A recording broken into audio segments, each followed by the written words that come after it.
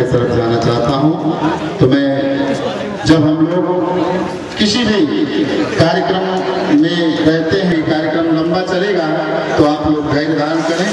और मैं अब इस कार्यक्रम विचार को रखने के लिए इस मंच में मैं बुलाना चाहूँगा। और समय का सब ख्याल करें, समय का सदुपयोग करें।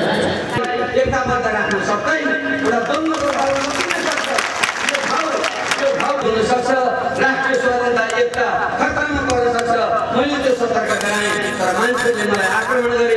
यो राष्ट्रका जोड्ने अभियानमा म संलग्न हुन्छु भन्ने सङ्कल्प साथमा आएँ। त्यसैले मित्रहरू केही त ढिलो हुनसक्छ, ढिलो भयो जस्तो तपाईँलाई लाग्छ, तर भनाइ छ नि, देर से आए दुरुस्त आए, बेटर लेट देन नेभर। त्यसैले म ढिलै भए पनि तपाईँसँग आएँ र म एउटा सच्चा हृदय लिएर, पवित्र हृदय लिएर नेपाललाई जोड्ने, नेपाली राष्ट्रिय अखण्डता बचाउने त्यो ध्येय साथ आएँ। तर आज आफूलाई जो नक्कली राष्ट्रवादका पहरेदार ठान्नेहरू, वकालत गर्नेहरू वास्तवमा ती सच्चा नेपाली राष्ट्रियताका पक्षधर होइन, ती पाखण्डी राष्ट्रवादी हुन् जसले आफ्नो निस्वार्थको निम्ति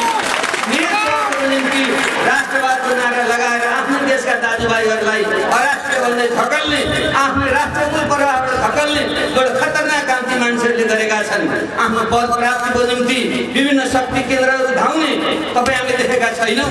अस्तिदेखि देख्नुभयो नि, प्रधानमन्त्री, राष्ट्रपति लगायतका उच्च पदको निम्ति टेन्डर खोलिएको छ।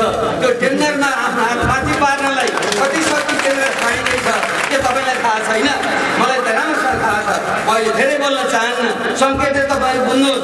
कथित राष्ट्रियताका ठुला सरकार लामोहरूका जब यो टेन्डर खुल्यो त्यसपछिको उनीहरूको राष्ट्रियताको, कथित राष्ट्रियताको पारो कसरी तल